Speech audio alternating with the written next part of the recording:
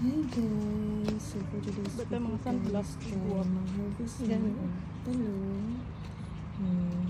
Dili siya kalapihan. Dili siya bangko. Kay purely din siya wala na siya fertilizer.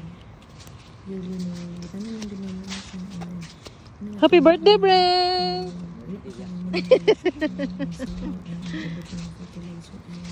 One week celebration mo na iya ay fertilizer ay fertilizer na organic ay para safe siya ay mas naman ko ng kulay ng kanang dili siya iawi mga fertilizer na kanang ginapalit na sa store. So, nanganhi mi diri kay mangisda mi diri. Lao, aray ko po. Medyo masakit siya.